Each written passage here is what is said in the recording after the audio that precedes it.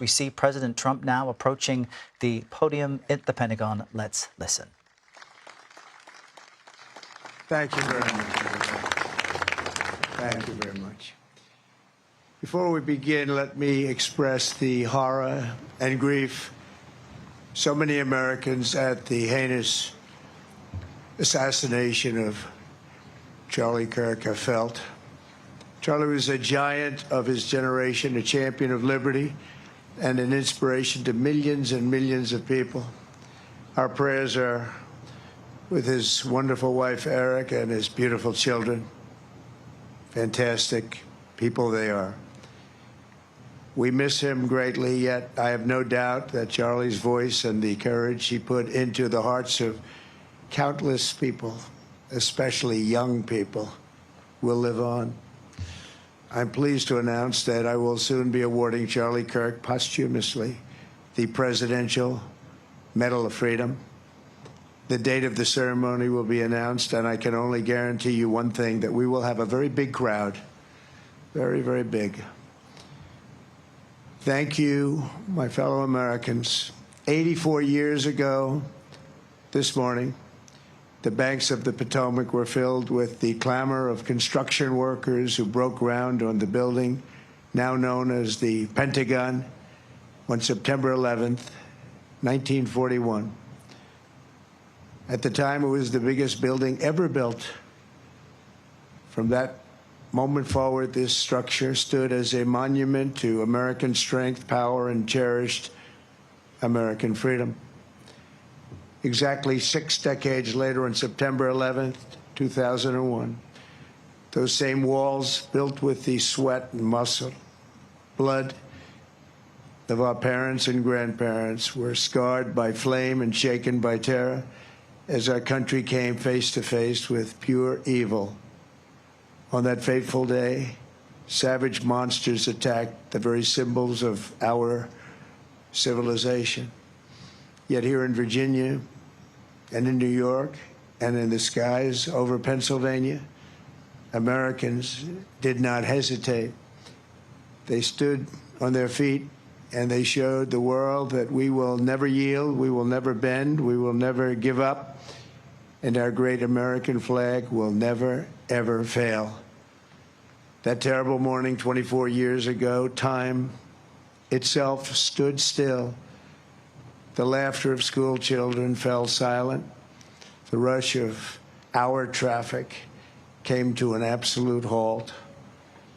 And for 2,977 innocent souls and their families, the entire world came crashing down so suddenly.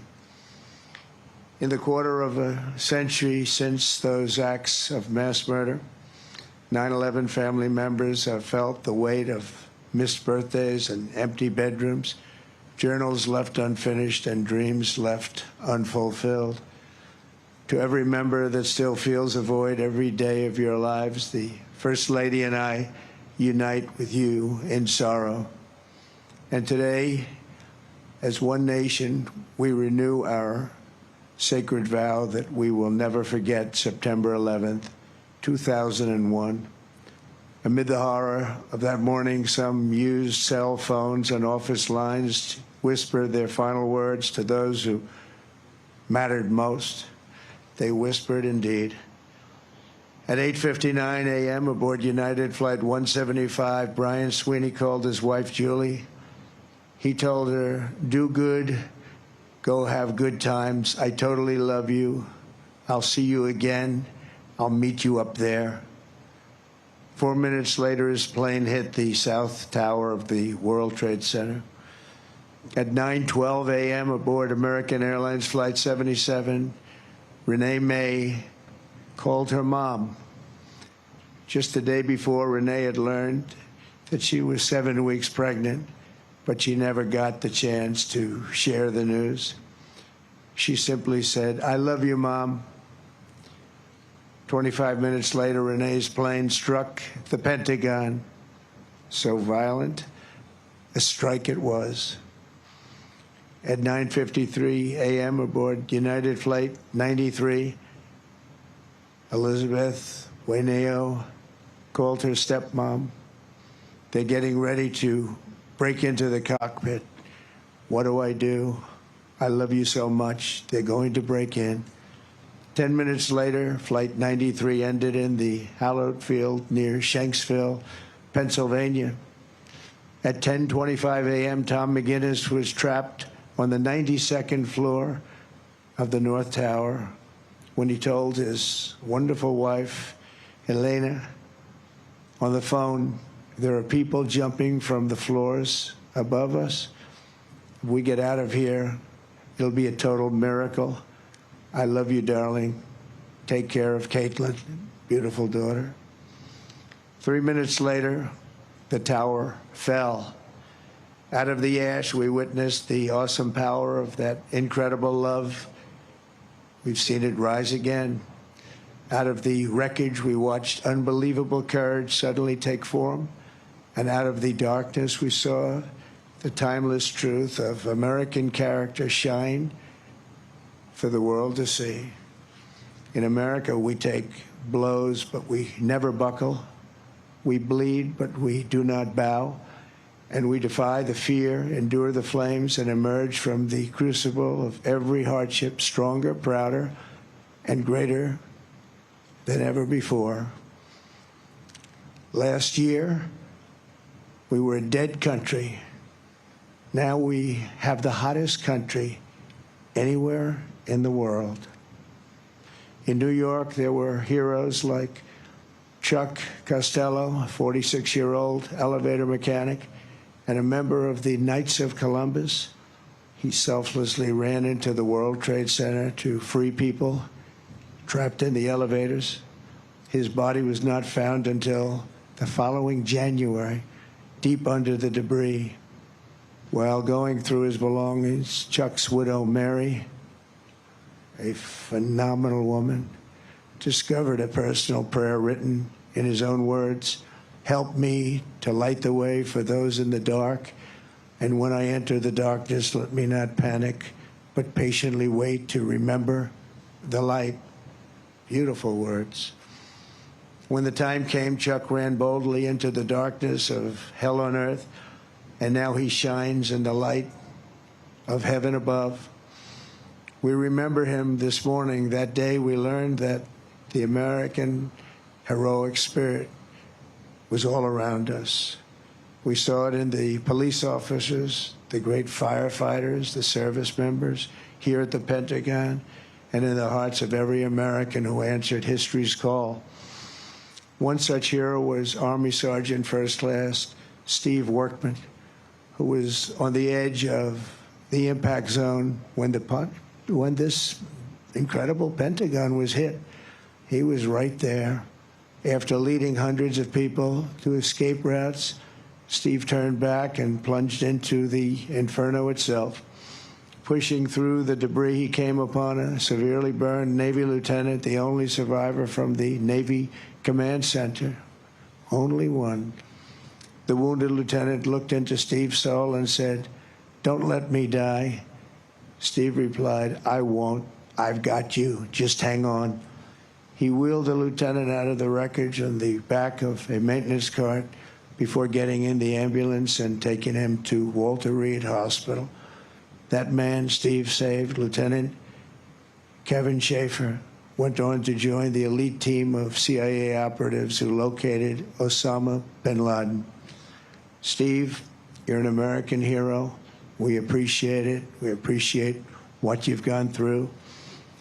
Please stand. Please stand.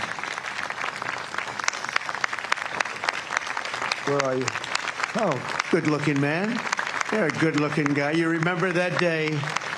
You remember that day. Good. Thank you very much, Steve. That was something. That was something.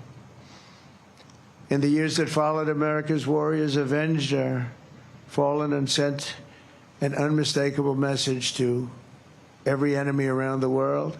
If you attack the United States of America, we will hunt you down and we will find you. We'll go all over this sometimes magnificent earth We will crush you without mercy, and we will triumph without question. That's why we named the former Department of Defense the Department of War. It will be different. We won the First World War. We won the Second World War. We won everything before that and in between. And then we decided to change the name. Well, now we have it back to where we all want it. Everybody wanted it. Everybody is so happy to have it back. You will fail and America will win, win, win.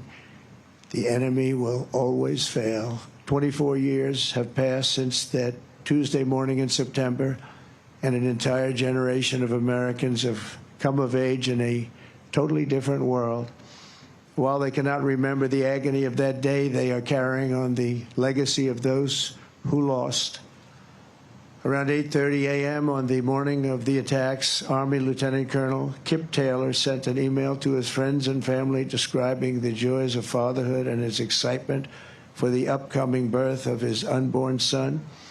He wrote, "After you have kids, there are days that you just get going and you say, 'Hi, honey, I'm home.'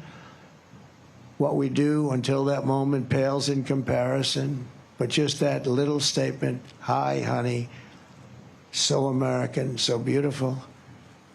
But that's really the point of it all, isn't it?" An hour after he sent that email, Flight 77 flew into Colonel Taylor's Pentagon office and claimed the life of a very proud father and true patriot.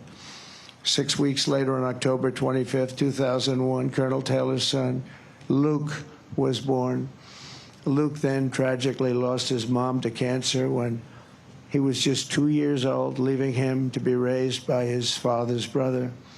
As a young boy, Luke asked his uncle about the folded flag on the bookshelf, and when he learned about his dad's decades of devotion to the Army and the horrors of September 11th, that's when he learned.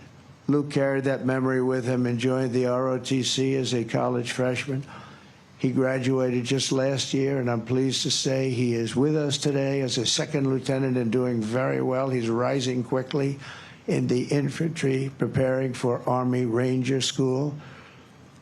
The spitting image of his dad, they say. Luke says that every time he puts on a uniform, he feels connected to his father and to our country.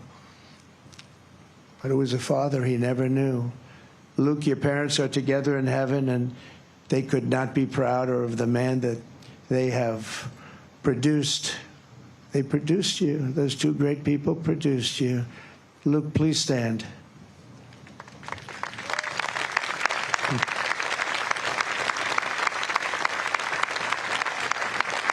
Thank you. You look good, Luke. You look good. They're looking down on you. They're very proud. This morning, we recall the light of America's best and bravest and the love that they showed in their final moments. In their memory, we make a solemn pledge and a noble promise. We will honor always our great heroes. And you are our heroes. There's a group of people that don't want to talk about our heroes, but we will always talk about our heroes. And that's the way our country is, and that's the way the people feel. We will defend the nation they served, the values they upheld, and the freedom for which they died.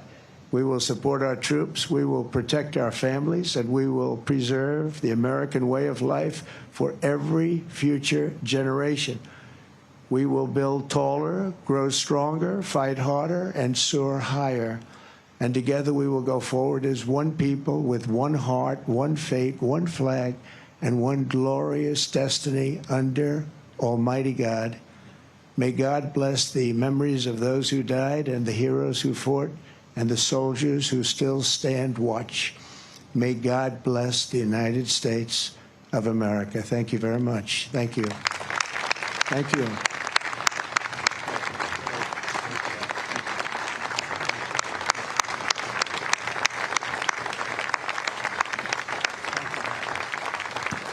Ladies and gentlemen, please remain standing for the singing of God Bless America, and remain standing for the benediction.